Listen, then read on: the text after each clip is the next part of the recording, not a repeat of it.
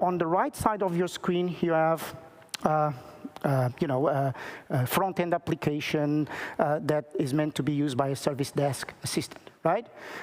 This is a front-end application that will interact with the LLM. On the left side of your screen, you will see an LLM proxy. This LLM proxy is basically intercepting the calls that the user interface is doing. It will pass to our TAMUNIO service, right? And do exactly what I explained before. It will extract the sensitive data elements, protect them, and only then the data will be sent out to ChatGPT. So let's go ahead and try. First of all, let me see if the ChatGPT is waking. I guess so. Yeah, cool. So now imagine the scenario. Myself as a service desk, I write something like, our customer, Sarah Connor, called complaining her credit card number, 111. So I'm inputting a credit card number. It's a fake one, believe me. Don't try to make purchases with this one, but you got the idea. Was rejected today. Provide steps to solve the issue. Why I would like to do this?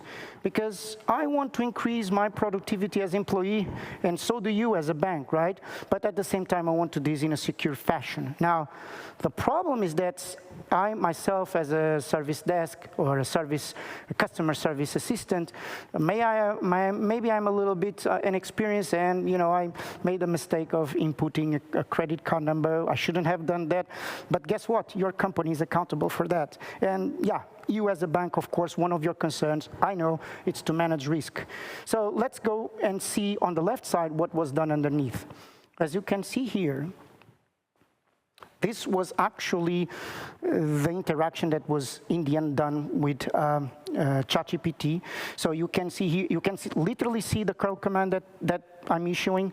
I'm connecting API, OpenAI API. This is my key. This is the model. It's a very small model, but for this purpose is more than enough.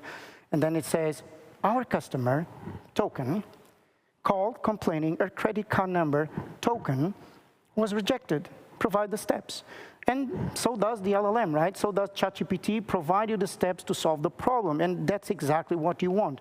But please, please understand that real credit card data, real customer name, never actually touched or went to the internet or to ChatGPT for that matter.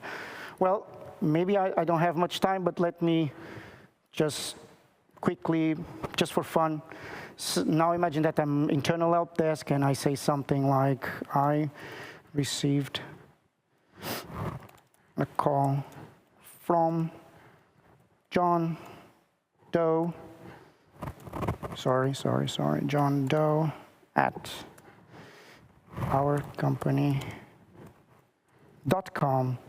saying his email is not working. Give me the troubleshooting steps. Once again, the idea is, of course, to take advantage of these new models, that intelligence that LLMs provide, right? So let's wait just a few seconds for ChatGPT to reply, and long and behold, you have the reply with an actionable list of release steps that you may want to take.